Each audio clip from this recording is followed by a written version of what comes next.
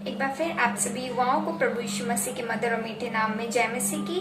Hindi Bible study for you group के माध्यम से संचालित इस बाइबल अध्ययन कार्यक्रम में मैं शैली Daniel youth anchor Katni Madhya Pradesh से एक बार फिर आप सभी युवाओं का स्वागत करती हूँ। यह अध्ययन कार्यक्रम आप सभी युवाओं के लिए बाइबल को समझने और पढ़ने को आसान करने के लिए बाइबल की प्रथम पुस्तक उत्पत्ति से अंतिम पुस्तक प्रकाशित वाक्य तक का अध्ययन कराया जाता है। अब समय होगा हमारे बाइबल ग्रुप के biblical facilitator brother Johnson Paul का कि वे आज का अध्ययन प्रारंभ करें। धन्यवाद शैली। यूथ ग्रुप एंकर शैली डैनियल और यूथ कोऑर्डिनेटर जो कि एडविन सैमसन है, आप सभी का मैं धन्यवाद करता हूं कि आपने मुझे ये अवसर प्रदान किया कि आपके मध्य में आकर यूथ के लिए एक बाइबल स्टडी कार्यक्रम हम चला सकें। तो पिछले अध्ययनों में हमने उत्पत्ति नामक पुस्तक का पूरा अध्ययन किया और उत्पत्ति पहले अध्याय से लेके 50वें अध्याय तक, और आज हम अध्ययन करने जा रहे हैं निर्गमन की पुस्तक और उसका पहला अध्याय और उसके आगे के कुछ अध्यायों का आज हम अध्ययन करेंगे। तो उत्पत्ति पुस्तक में हमने देखा था कि अब्राहम को परमेश्वर ने ऊर देश से बुलाकर उनके साथ वाचा बांधा था, जो कि उत्पत्ति 12वें अध्याय 1 से लेकर 3 वचन में पाया जाता है। अब्राहम से वाचा बांधा और वह वाचा वो इसहाक के साथ दोहराया गया, और इसहाक के 2 पुत्र होते हैं एसाव और याकूब। परमेश्वर ने अब्राहम से बांधी गई वाचा जो कि इसहाक से दोहराया और उस वाचा को याकूब से भी दोहराया, और परमेश्वर ने याकूब को इज़राइल नाम दिया। और याकूब के 12 पुत्र होते हैं और वे सभी इज़राइली कहलाते हैं। और इन 12 पुत्रों में से यूसुफ वो मिस्र देश में बेच दिए जाते हैं, और इस प्रकार से यूसुफ जो है वहाँ पे मिस्र देश में पहुँच जाते हैं, और वहाँ पे मिस्र के एक याजक पोतीपर की बेटी रहती है, उससे वह विवाह करता है। आसनत नाम की पत्नी रहती है, और उससे उसके 2 पुत्र भी होते हैं, मनश्शे और एप्रेम, 2 पुत्र होते हैं। अब यूसुफ ने जो स्वप्न देखा था उसके अंतर्गत सारे याकूब और उसके 11 पुत्र और उसके पूरे परिवार के लोग वह अकाल के चलते हुए भोजन प्राप्त करने के लिए सारे के सारे मिस्र देश में पहुंच जाते हैं, और यूसुफ उनको गोशेन नामक देश में वहां पर बसा देता है। यूसुफ जो है अपने पूरे परिवार को याकूब के साथ में, राहेल वह पहले ही गुजर चुकी होती हैं, और बाकी जो पूरा परिवार रहता है यूसुफ और उसके 11 भाई और पिता वगैरह, वे सभी मिस्र देश में गोशेन नामक देश में वे वहाँ रहने लगते हैं। और एक हमने देखा था कि अब्राहम से एक गलती हो गई थी, और जिसके चलते ही वे जो इज़राइली वो मिस्र देश में गुलाम हो गए थे, जो कि पाया जाता है उत्पत्ति 15 अध्याय और उसका 13 और 14वां वचन और 16वां वचन और 18 से लेके 21वें वचन में। अब्राहम वो एक बलि चढ़ाते हैं, तब उनसे एक बलि में कुछ चूक हो जाती है। तब यहोवा ने अब्राहम से कहा, यह निश्चय जान कि तेरे वंश पराए देश में परदेसी होकर रहेंगे और उसके देश के लोगों के दास हो जाएंगे, और वे उनको 400 वर्ष दुख देंगे। फिर जिस देश के वे दास होंगे उसको मैं दंड दूंगा, और उसके पश्चात वे बड़ा धन वहां से लेकर निकल आएंगे, पर वे 4थी पीढ़ी में यहाँ फिर आएंगे, क्योंकि अब तक एमोरियों का अधर्म पूरा नहीं हुआ। उसी दिन यहोवा ने अब्राहम के साथ यह वाचा बांधी कि मिस्र के महानद से लेकर परात नाम बड़े नद तक जितना देश है, अर्थात केनियों, कनिजियों, कदमोनियों, हित्तियों, परिज्जियों, रपाइयों, एमोरियों, कनानियों, गिरगाशियों और यबूसियों का देश मैंने तेरे वंश को दे दिया है। तो अब्राहम से ये जो अब्राहम की एक चूक के कारण से परमेश्वर ने उनको यह बात कही कि तेरे वंश के लोग मिस्र देश में वो गुलाम हो जाएंगे और 400 वर्षों तक वहां पे गुलाम रहेंगे और उसके बाद वो वहां से वे निकल आएंगे और मिस्रियों को मैं जो गुलाम बनाया उसकी सजा भी दी जाएगी। निर्गमन जो चालू होता है, निर्गमन का अर्थ है निकल आना, अर्थात छुटकारा। छुटकारा, मिस्र से छुटकारा। मिस्र को दासत्व का घर या पाप का घर, जहां पर आज हम देखते हैं कि हम आप भी दासत्व में हैं, पाप की गुलामी में है। और यह जो मिस्र वो पाप को दिखलाता है और जो कनान वो स्वर्ग को दिखलाता है आत्मिक रूप से।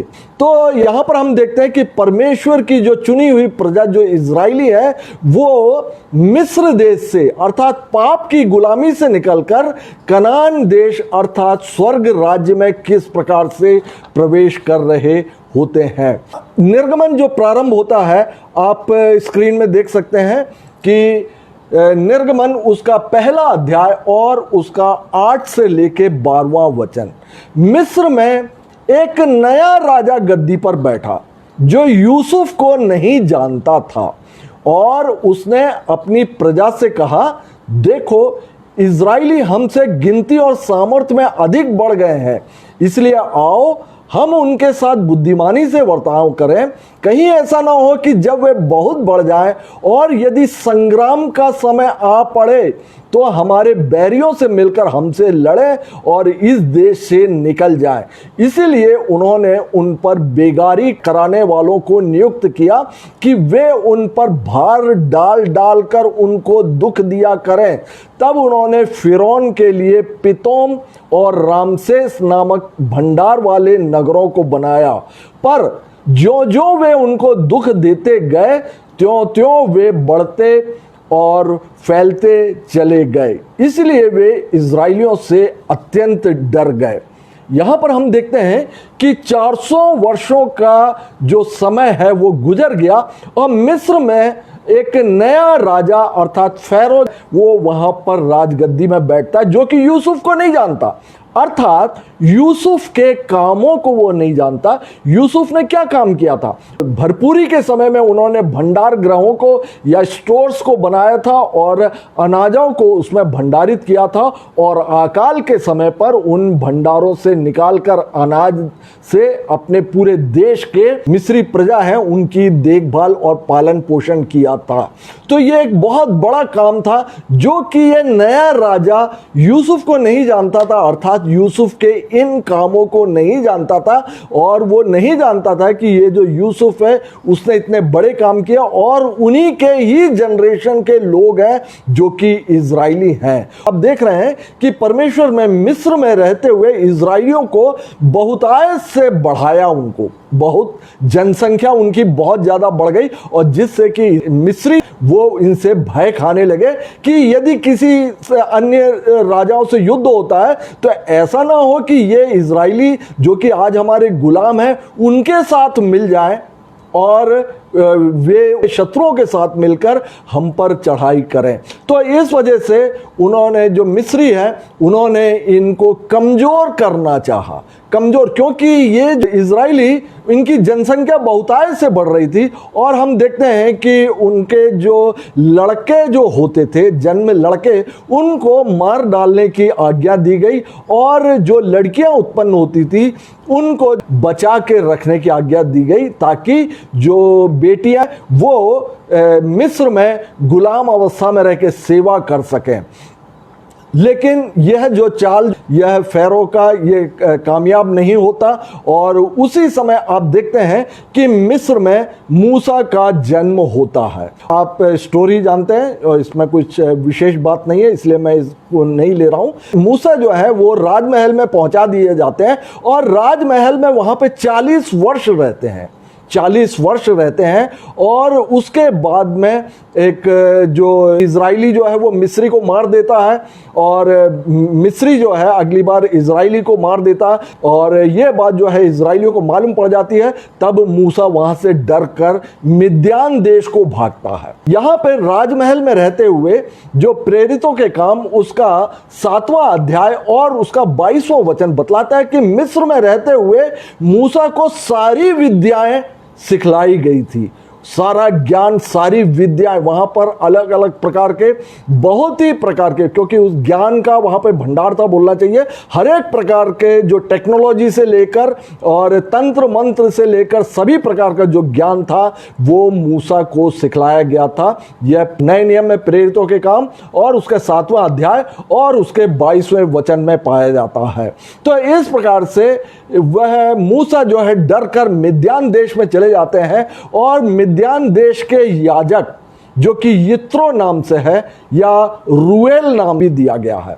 तो यित्रो सामान्य रूप से हम यित्रो नाम से जानते हैं, तो यित्रो को यहाँ पे निर्गमन में यहाँ पे रूएल भी इनको बतला गया, एक ही व्यक्ति है।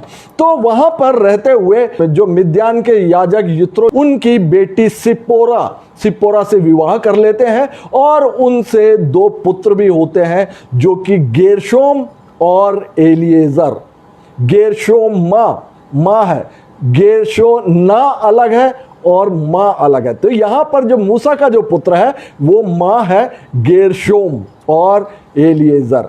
और इसके बाद हम देखते हैं कि जो अध्याय 3 में उसका पहला और दूसरा वचन वहां पे लिखा हुआ, मूसा अपने ससुर यित्रो नाम मिद्यान के याजक की भेड़ बकरियों को चराता था और वह उन्हें जंगल की परली ओर होरेब नाम परमेश्वर के पर्वत के पास ले गया और परमेश्वर के दूत ने एक कटीली झाड़ी के बीच आग की लौ में उसको दर्शन दिया और उसने दृष्टि उठाकर देखा कि झाड़ी जल रही है पर भस्म नहीं होती और लेकिन झाड़ी जल रही है। तो वहां पर एक स्वर्गदूत ने वहां पर दर्शन देकर जो बतलाया और मूसा ने वहां पर देखा कि झाड़ी जल रही है और लेकिन भस्म नहीं हो रही। वो काफी देर तक देखता रहे कि अब जल के जो है भस्म हो जाएगी, लेकिन वो भस्म ही नहीं हो रही है, वो जलती ही जा रही है। इस बात को देखने के लिए मूसा उस झाड़ी के किनारे आता है। तो यहां पर हम देखते हैं कि जो अध्याय 3 में यहां पे मूसा का चुनाव करते हैं परमेश्वर अपनी प्रजा अर्थात इजराइलियों के छुटकारे के लिए, मिस्र से छुटकारे के लिए मूसा का इस 3रे अध्याय में यहां पे चुनाव करते हैं। तो सबसे पहले मूसा को एक दर्शन जैसा बतलाते हैं जो कि साक्षात वो देखते हैं कि एक झाड़ी जल रही है लेकिन वो भस्म नहीं हो रही।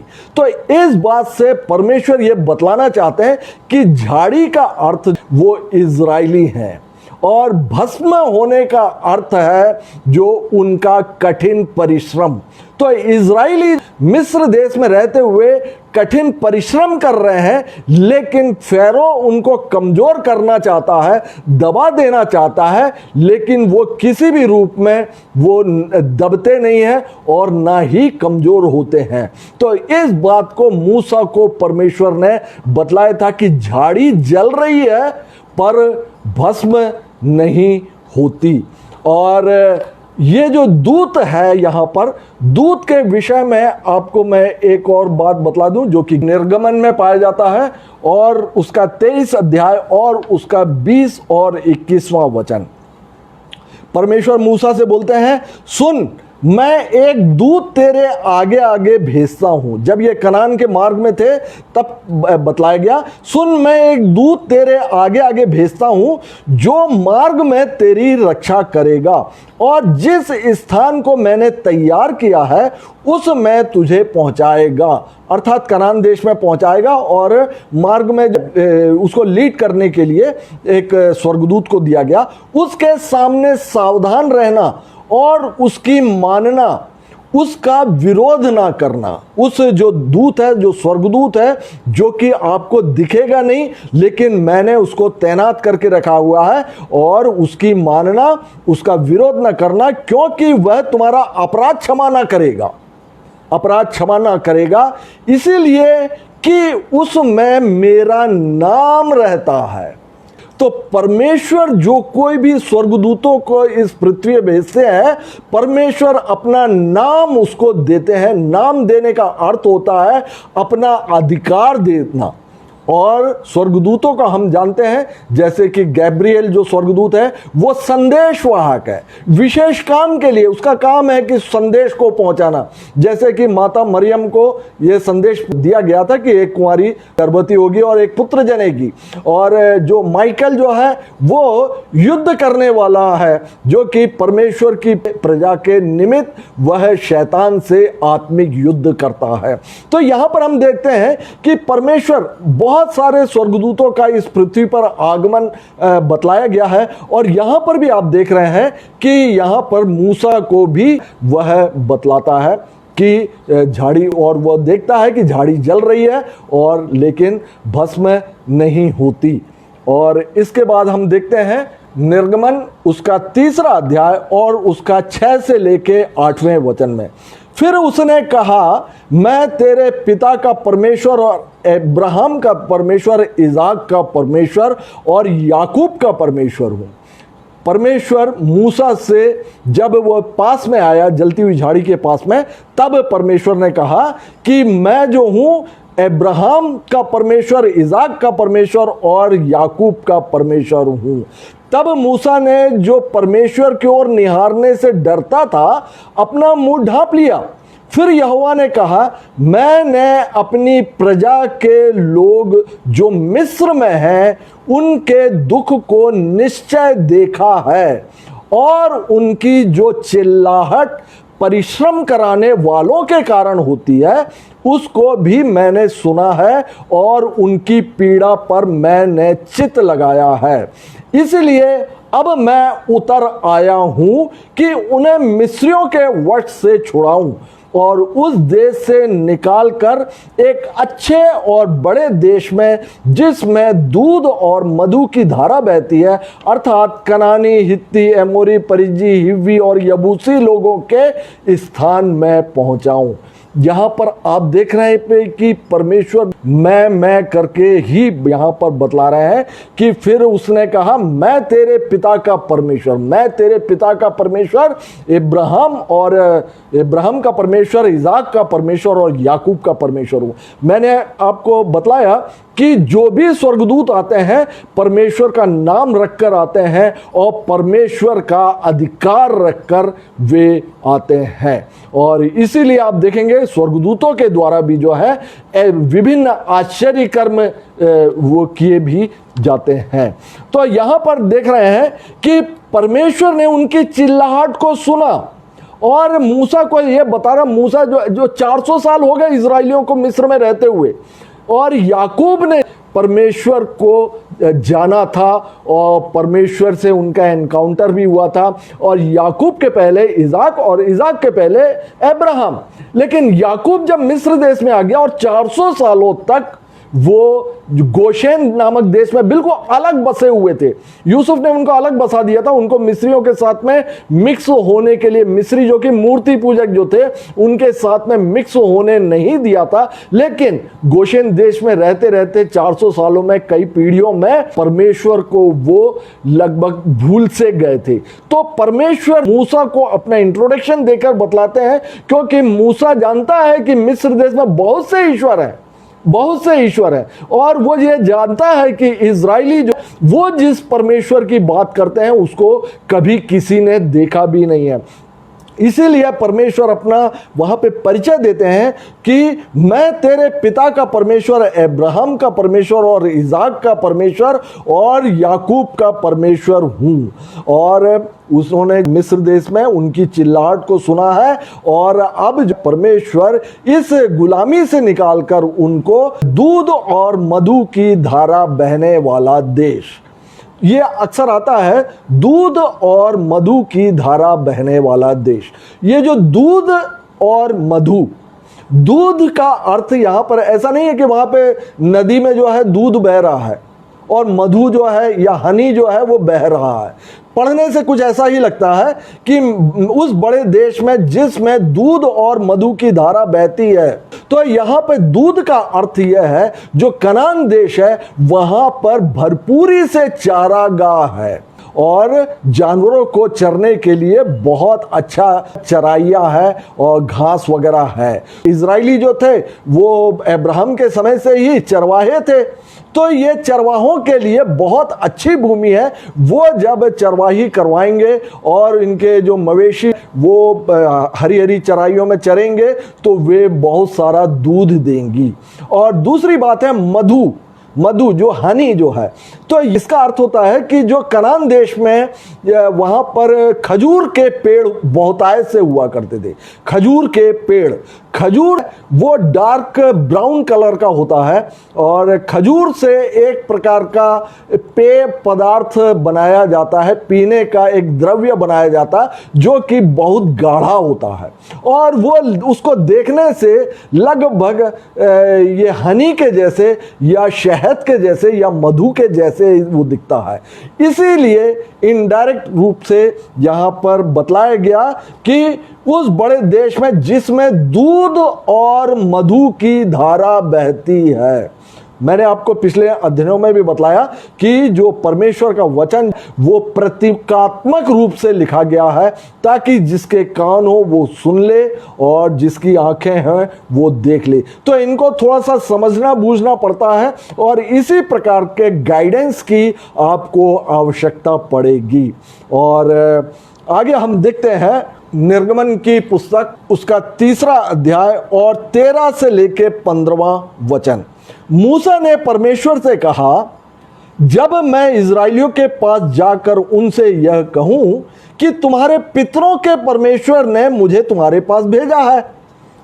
अब परमेश्वर ने उसको बतला दिया कि देखो तुम्हारे द्वारा मैं अपनी प्रजा को छुड़वाऊंगा और तुमको पूरी प्रजा को दूध और मधु के बहने वाला देश अर्थात कनान देश में मैं पहुंचाऊंगा तुम्हारे जरिए, मूसा के जरिए। जब उसका चुनाव वे करते हैं परमेश्वर मूसा का, तब मूसा ये बोलते हैं कि मूसा ने परमेश्वर से कहा, जब मैं इजराइलियों के पास जाकर उनसे कहूं कि तुम्हारे पितरों के परमेश्वर ने, अभी तो परमेश्वर ने बोला ना मैं तेरा पिता का परमेश्वर अब्राहम, इसहाक और याकूब का परमेश्वर, तो ये कुल पिता है। तो इसी बात को मूसा बोल रहे हैं कि मूसा ने परमेश्वर से कहा, जब मैं इजराइलियों के पास जाकर उनसे यह कहूं कि तुम्हारे पितरों के परमेश्वर ने मुझे तुम्हारे पास भेजा है, तब यदि वे मुझसे पूछें कि उसका नाम क्या है, तब मैं उनको क्या बताऊं।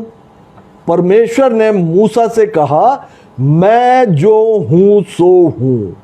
फिर उसने कहा, तू इजराइलियों से यह कहना कि जिसका नाम मैं हूं है, उसी ने मुझे तुम्हारे पास भेजा है।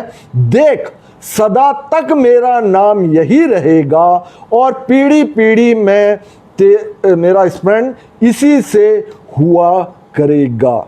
ये मैं जो हूं सो हूं और मैं हूं, ये जो पावर है, ये परमेश्वर का कहना है कि मैं जो हूं सो हूं।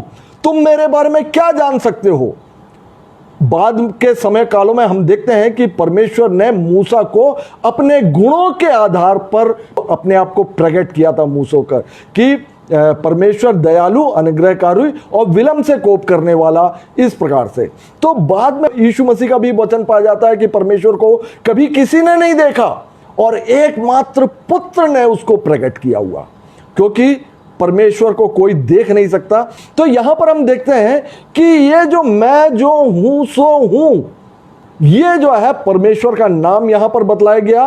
और यहां पर इसको इंग्लिश में कई बाइबल में इसको I am what I am लिखा हुआ है और कुछ इंग्लिश बाइबल में ट्रांसलेशंस में वहां पर I will be what I will be लिखा हुआ है और हिंदी में मैं जो हूं सो हूं लिखा हुआ और आगे लिखा हुआ मैं हूं। तो इस बात को आप देखेंगे कि आप याद कीजिए गतसमने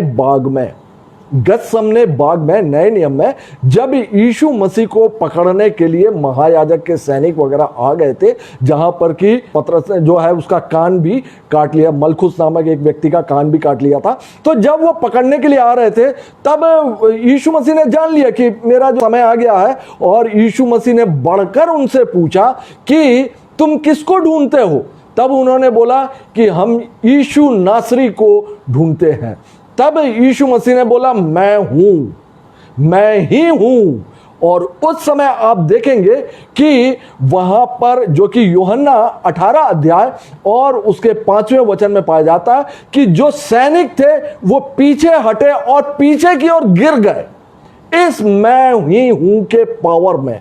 तो और आप देखेंगे यीशु मसीह ने इस मैं हूं का वो कई दावे किए हुए हैं उन्होंने, जो कि यूहन्ना रचित सुसमाचार में 7 दावे उनके पाए जाते हैं कि अच्छा चरवाहा मैं हूं, द्वार भेड़ों का द्वार मैं हूं, पुनरुत्थान और जीवन मैं हूं, मार्ग और सच्चाई और जीवन मैं ही हूं, जीवन की रोटी मैं हूं। तो इस प्रकार के 7 प्रकार के जो दावे हैं वो यीशु मसीह ने इसी मैं हूं पर जो है किया हुआ है, जो कि यीशु मसीह के परमेश्वरत्व को दिखाता है, यीशु मसीह के परमेश्वरत्व को दिखाता है।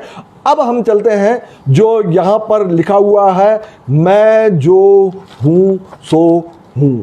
इसको हम देखेंगे, स्क्रीन में देखेंगे। जैसा कि मैंने आपको बताया कुछ बाइबल में I am what I am लिखा हुआ है, और कुछ इंग्लिश बाइबल में उसको ट्रांसलेट किया गया I will be what I will be. तो ये जो मुख्य तौर से हिब्रू जो अल्फाबेट है उसके जो शब्दों से मिलकर बना हुआ है, YHWH, ये 4 हिब्रू अल्फाबेट हैं, YHWH, और हिंदी में इसको लिखा जाता है या हा वा हा। ये इसको टेट्राग्रामेशन बोला जाता है, और व्याकरण के आधार पर यहोवा नाम या फिर याहवे नाम या फिर याह, बाइबल में ये सब भी पाया जाता है। यहोवा पाया जाता है, याहवे पाया जाता है, और याह शब्द भी पाया जाता है।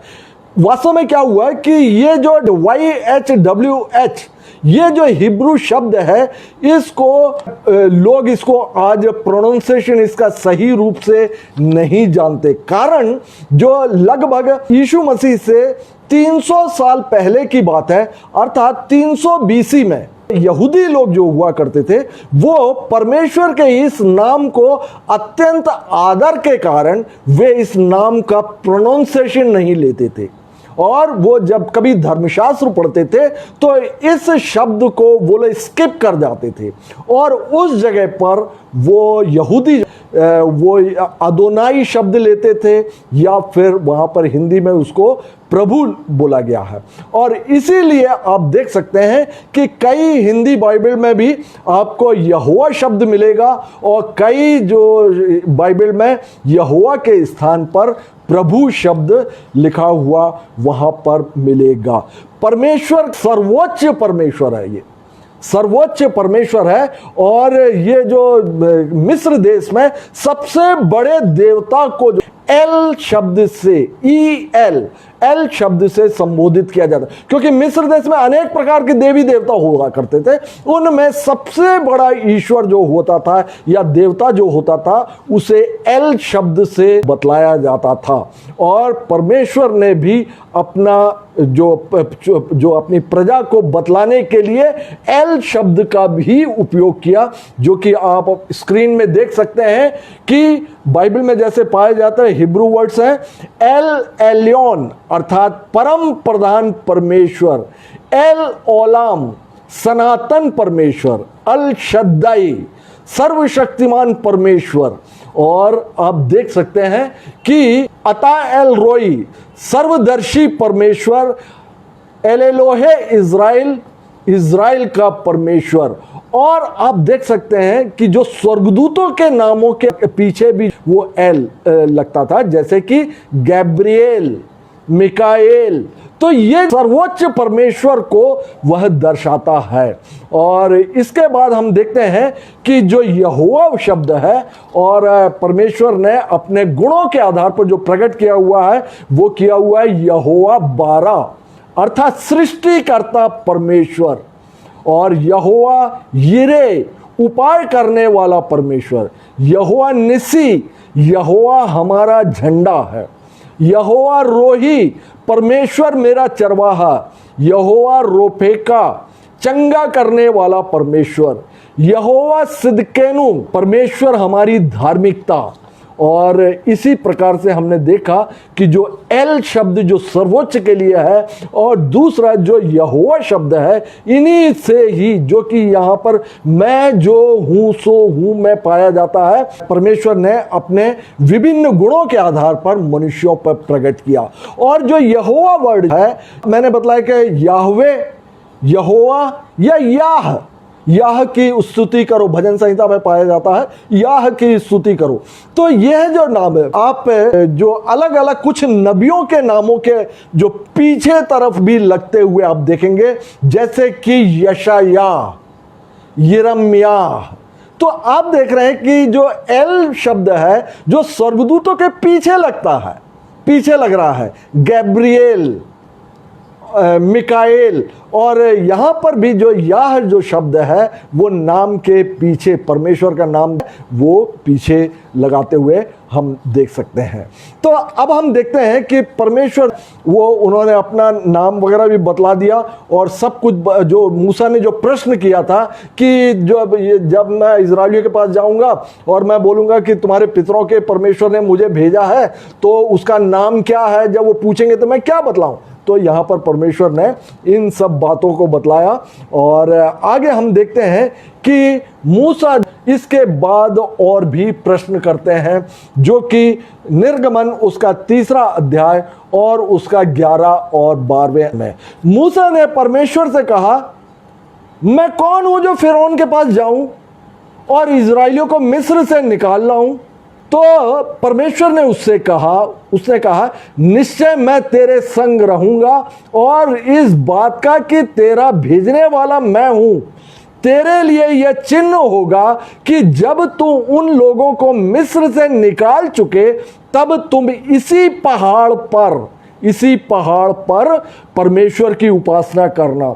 जो कि निर्गमन उसका 3 अध्याय उसके पहले ही वचनों में पाया जाता है कि मूसा वो अपने ससुर यित्रो की, जो कि मिद्यान का याजक था, वो होरे पर्वत के पास में वो भेड़ बकरियों को चरा रहा था। तो परमेश्वर ने कहा ये इस बात का चिन्ह है कि मैं तेरे साथ में हूं, कि तू जब पूरे इजराइलियों को बाहर निकाल के लेके आ जाएगा ना, तो इसी होरे पर्वत पर तू मेरी उपासना करेगा। और हम देखते हैं कि जब मिस्री जो लाल समुद्र पार करके बाहर निकल आए थे, तब परमेश्वर ने होरे पर्वत पर रहकर ही उन्हें 10 कमांडमेंट्स या फिर जो व्यवस्था वह उनको अपनी चुनी हुई प्रजा को प्रदान किया हुआ था।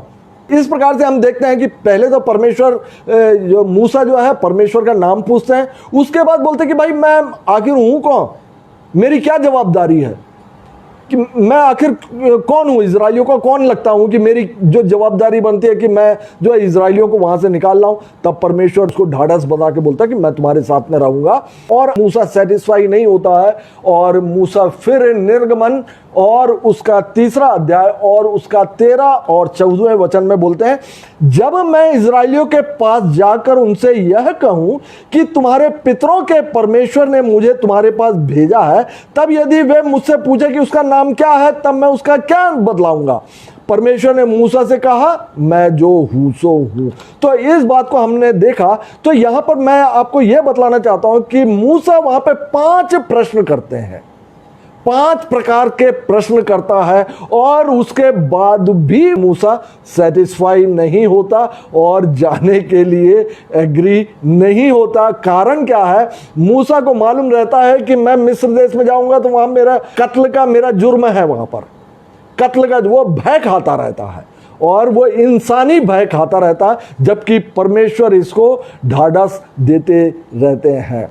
तो आगे हम देखते हैं कि निर्गमन और उसका 4 अध्याय और उसका 1 और 2 वचन में ये तीसरा बहाना मूसा करता है कि वे मेरी प्रतीति नहीं करेंगे और ना मेरी सुनेंगे, वरन कहेंगे कि यहोवा ने तुझको दर्शन नहीं दिया। यहोवा ने उससे कहा, तेरे हाथ में वह क्या है? वह बोला, लाठी। उसने कहा, उसे भूमि पर डाल दे। जब उसने उसे भूमि पर डाला तब वह सर्प बन गई और मूसा उसके सामने से भागा।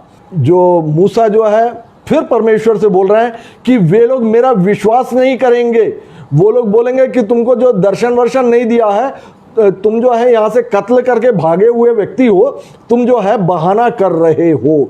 तब परमेश्वर ने उसको चिन्ह दिया कि ताकि इजराइली उसको विश्वास कर सके, और तो उसको बोला कि तेरे हाथ में क्या है? लट्ठी है। लट्ठी है। वो चरवाही कर रहा था, भेड़ बकरियों को चरा रहा था। तो बाद में हम जानते हैं कि लाठी को फेंक देते वो सांप बन जाती है। और यहाँ पर एक और चिन्ह देते हैं कि तू अपने हाथ को अपने सीने में रख, और बाहर देखते हैं तो वो कोढ़ हो जाता है, और फिर बोलते हैं कि वापस तू फिर सीने में रख, और बाद में देखते हैं कि वो अच्छा हो जाता है और सही हाथ हो जाता है। कोढ़ होता है और कोढ़ दूर हो जाता है। तो इसके बाद हम देखते हैं कि फिर एक और बहाना फिर करते हैं कि निर्गमन उसका 4 अध्याय 10 और 12वां वचन, हे मेरे प्रभु, मैं बोलने में निपुण नहीं, ना तो पहले था और ना जब से तू अपने दास से बातें करने लगा। मैं तो मुंह और जीभ का भद्दा हूं।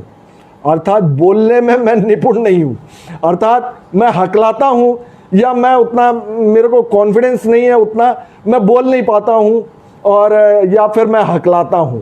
ये एक बहाना और करते हैं। तब परमेश्वर मूसा को बोलते हैं कि यहोवा ने उससे कहा, मनुष्य का मुंह किसने बनाया है, और मनुष्य को गूंगा व बहरा व देखने वाला या अंधा मुझ यहोवा को छोड़ कौन बनाता है?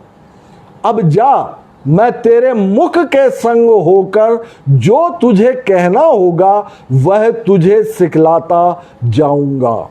और आगे हम देखते हैं निर्गमन उसका 4 अध्याय और उसका 13 से लेके 17वें वचन में मूसा बोलते हैं, हे मेरे प्रभु, जिसको तू चाहे उसी के हाथ से भेज।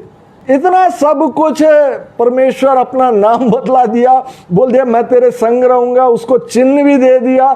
सब बातें होने के बाद बोलता है कि मैं नहीं जाऊंगा, तेरी जो इच्छा हो और किसी को भेज, मैं तो नहीं जाने वाला। तो आगे देखिएगा यहाँ पर क्या लिखा हुआ है। लिखा हुआ है कि हे मेरे प्रभु, जिसको तू चाहे उसी के हाथ से भेज।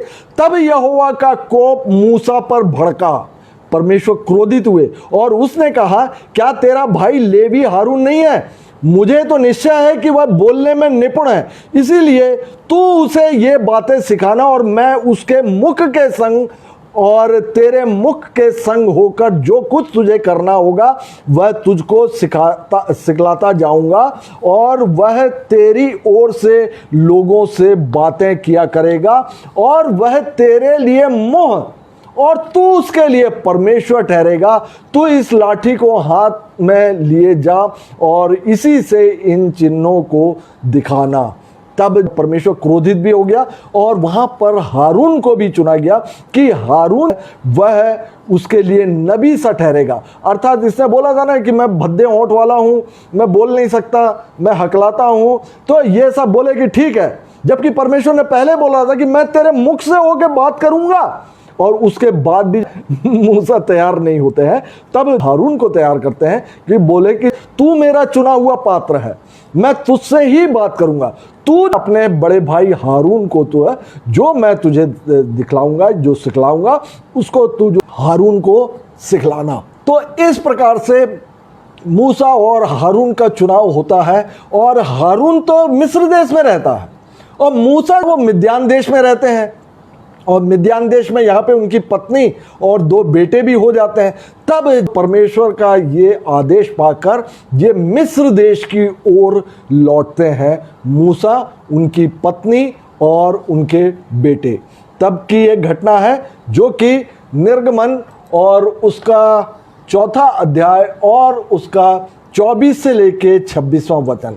ऐसा हुआ कि मार्ग पर रास्ते में जब मिद्यान देश से मूसा और उसका परिवार मिस्र देश में लौट के आ रहा था, ऐसा हुआ कि मार्ग पर सराय में यहोवा ने मूसा से भेंट करके उसे मार डालना चाहा, मूसा से मार डालना चाहा मूसा को। तब सिप्पोरा ने अर्थात मूसा की पत्नी ने एक तेज चकमक पत्थर लेकर अपने बेटे की खलड़ी को काट डाला और मूसा के पांव पर यह कहकर फेंक दिया कि निश्चय तू लहू बहाने वाला मेरा पति है। तब उसने उसको छोड़ दिया और उसी समय खतने के कारण वह बोली तू लहू बहाने वाला मेरा पति है। यहाँ पे जो सराय शब्द लिखा हुआ है वह धर्मशाला, आज हम आप उसको धर्मशाला बोलते हैं, और धर्मशाला भी अब ओल्ड पैटर्न हो गया है, अब सीधा सीधा हम उसको होटल बोलते हैं, लेकिन उस जमाने में वो सराय हुआ करती थी। और यीशु मसीह के जन्म के समय में भी हम देखते हैं मदर मेरी को और जो जोसेफ हैं उनको भी सराय में उनको जगह नहीं मिली थी। तो सराय मतलब होता है वो धर्मशाला। तो मूसा अपने परिवार के साथ मिद्यान देश से मिस्र देश की ओर लौट रहे हैं, तो वहां पे रास्ते में किसी धर्मशाला में वो रुके होंगे और वहां पर परमेश्वर ने उसको मार डालना चाहा। अभी जस्ट चुनाव किया ही है, लेकिन उसको वो मार डालना चाहा। तब उनकी पत्नी ने एक पत्थर, जो नुकीला पत्थर, एक धारदार पत्थर जो कि चकमक पत्थर लिखा हुआ है, लेकर बेटे की खलड़ी को काट दिया। बेटे की खलड़ी का अर्थ होता है जो कि खतना किए जाने से संबंधित है ये, और पुरुष लिंग का जो अग्र भाग की जो चमड़ी होती है उसको खींच कर काट देना, यह कहलाता है खतना। और इस चमड़ी को काट कर मूसा के सामने, मूसा के पांवों पर उसने, उसकी पत्नी ने फेंक दिया और क्या कहा कि निश्चय तू लहू बहाने वाला मेरा पति है। और ये इसलिए क्योंकि खतने की विधि वह अब्राहम को दी गई थी और यह बतलाया गया था कि 8 दिन का जब बच्चा हो जाए तब खतना कराना, क्योंकि उसके बाद जो बड़े होंगे बच्चे उनका यदि खतना किया जाता है तो लहू बहुत ज़्यादा बहता है। तो यहाँ पर मूसा ने वह अपने बेटे का उसने खतना नहीं किया था, यह मुख्य बात है। यहाँ पे इजरायली होते हुए और अब्राहम की वाचा वह बिना खतना के नहीं उसके ऊपर ठहर सकती। और जब मूसा हर एक बातों का जानकार था और उसको जब मिस्री ने जब इसको इजरायली को मार दिया था तब उसको अपने जनों के लिए और अपने परमेश्वर के लिए जलन भी उठी थी, गुस्सा भी आया था। लेकिन यहाँ पर वो चूक गया कि उसने अपने बेटे का खतना नहीं किया था, इसीलिए परमेश्वर उसको मार डालना चाहता था कि पहले मेरी बातों पर चलने के पहले मेरे विधियों का पूरा पालन किया जाना आवश्यक है। तो आगे हम देखते हैं निर्गमन उसका 6वां अध्याय और उसका 3 से लेके 8वें वचन तक लिखा हुआ। मैं सर्वशक्तिमान ईश्वर के नाम से, परमेश्वर जो है मूसा से कह रहे हैं कि मैं सर्वशक्तिमान ईश्वर के नाम से अब्राहम, इसाक और याकूब को दर्शन देता था, परंतु यहोवा के नाम से मैं उन पर प्रकट नहीं हुआ। यहोवा के नाम से प्रकट नहीं हुए थे अब्राहम, इसाक और याकूब को, यहोवा के नाम से मूसा से ही प्रकट हुए थे। और लिखा हुआ कि और मैंने उनके साथ अपनी वाचा दृढ़ की। वाचा कवनेंट जो है वो उनके साथ में बांधा, अर्थात कनान देश जिसमें वे परदेसी होकर रहते थे उन्हें दे दूंगा, ये कवनेंट था। और इजरायली जिन्हें मिस्री लोग दासत्व में रखते हैं उनका कराहना भी सुनकर मैंने अपनी वाचा को स्मरण किया। मैंने अपनी वाचा को स्मरण किया, जो कि हमने अभी जो शुरुआत के अध्ययन के प्रारंभ में ही हमने देखा था कि जब अब्राहम ने एक गलती कर दी थी और जिसकी वजह से वो बोल दिए थे कि तेरे वंश 400 वर्ष तक गुलामी में रहेंगे, और उनको ये केनियों, कनिजियों और कदमोनियों और एमोरियों, ये सब ये कनानी जो जाति के जो देश है, कनान देश, उनको मैं दे दूंगा।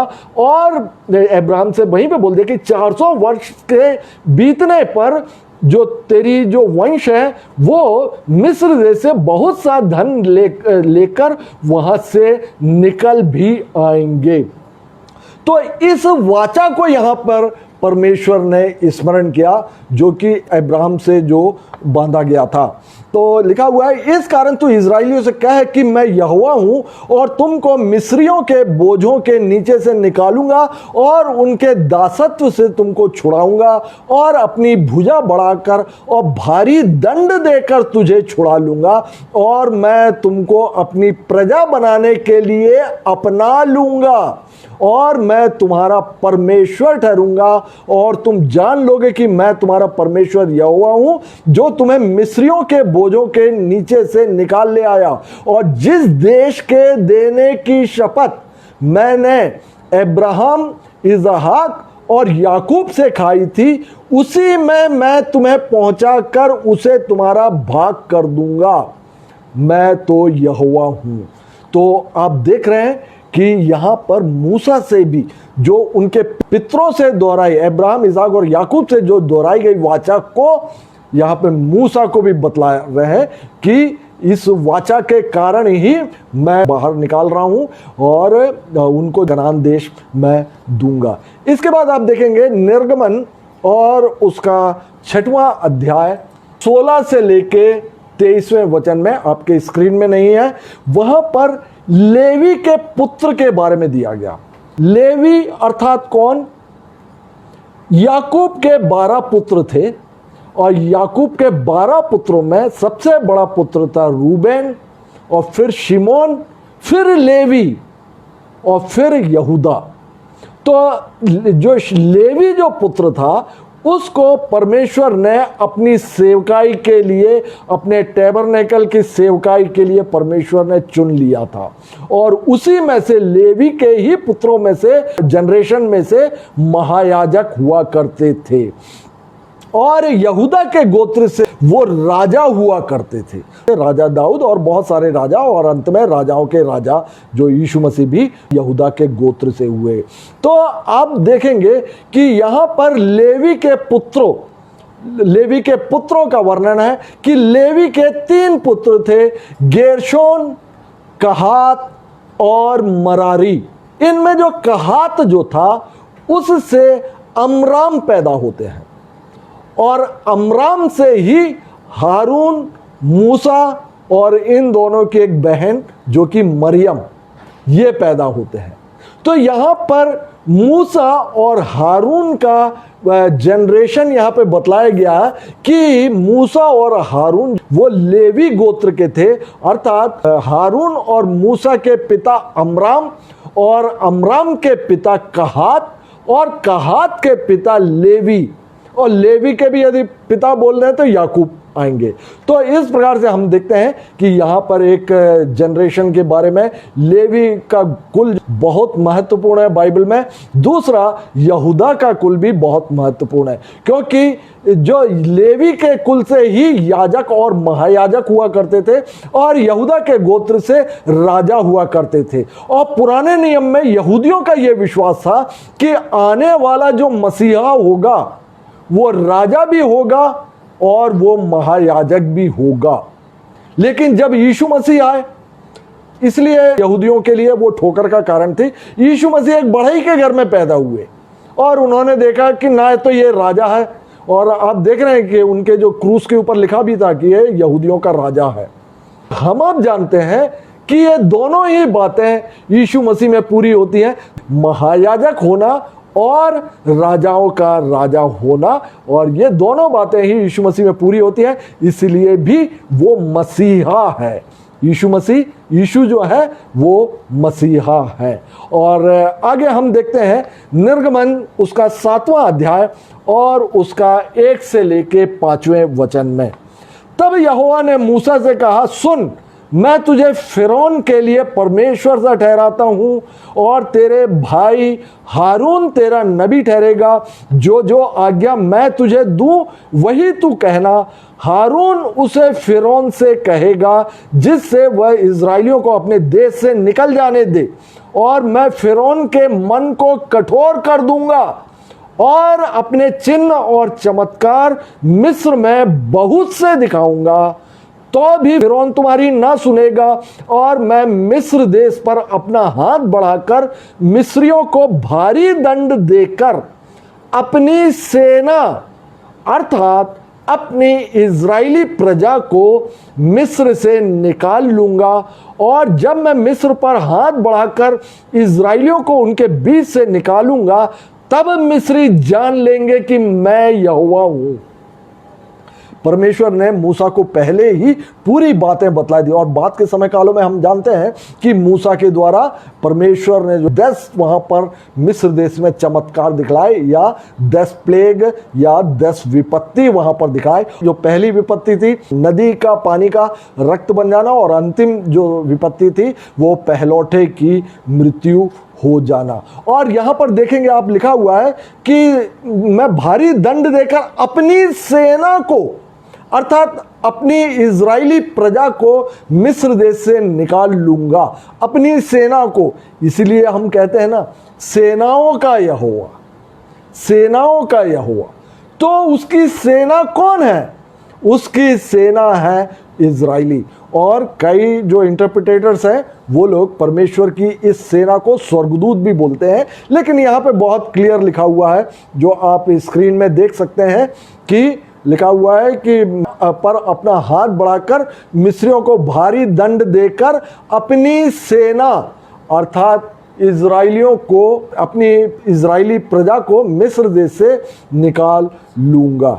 और इसके बाद हम देखते हैं जो कि 7वें अध्याय के 14वें वचन से लेके 11 अध्याय, अर्थात ये 3 अध्याय के विषय में मैं आपको यहाँ पर नहीं बोल रहा हूँ, क्योंकि इसको सिंपली पढ़ने से हम आप समझ जाएंगे। यहाँ पर 10 प्लेग या 10 विपत्ति के बारे में बतलाया गया, जो कि पहली विपत्ति है पानी का लहू बनना, और दूसरा है मेंढकों का आक्रमण और कुटकियों का आक्रमण है, और जादूगरों ने ये काम इसको किया हुआ था, इन सबों को जादूगर भी करते चले गए थे। उसके बाद चौथा जो था डांसों का आक्रमण और मिस्री पशुओं की मृत्यु। जो मिस्री पशुओं की मृत्यु हो जाती है, लेकिन इज़राइलियों के पशुओं की मृत्यु नहीं होते। और फफोले और फोड़े मिस्रियों के निकलते हैं, लेकिन जो गोशेन देश में बसे हुए इज़राइली रहते हैं, इनके ऊपर ये फोड़े और फफोले नहीं होते। और इसके बाद जो 7वां विपत्ति है, जो कि ओलों की वर्षा, ओलों की वर्षा, और 8वीं विपत्ति है टिड्डियों का आक्रमण, और 9वीं विपत्ति है घोर अंधकार। घोर अंधकार हो जाना, जो कि मिस्र में होता है लेकिन गोशेन देश में नहीं होता, गोशेन देश में जहाँ पर इज़राइली रहते हैं। और इस अंधेरे के बारे में लिखा हुआ है, ऐसा अंधेरा जिसको कि टटोल कर ना जाना जा सके। मतलब बगल में व्यक्ति खड़ा है तो उसका हाथ तक उसको नहीं दिख रहा, उसका शरीर उसको नहीं दिखेगा, ऐसा अंधेरा वो टटोल कर भी जान ना सके।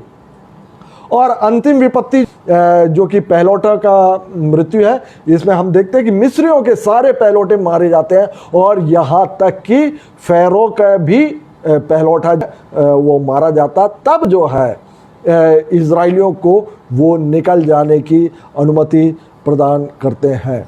और इस प्रकार के जो निर्गमन 7 अध्याय और उसका 14वें वचन से लेके सिंपल 10 विपत्ति के बारे में बोला गया है। तो इस प्रकार से आज का अध्ययन मैं यहाँ समाप्त करता हूँ। प्रभु यीशु मसीह की शांति और आनंद आप सबों के मध्य में वास करे। आमीन।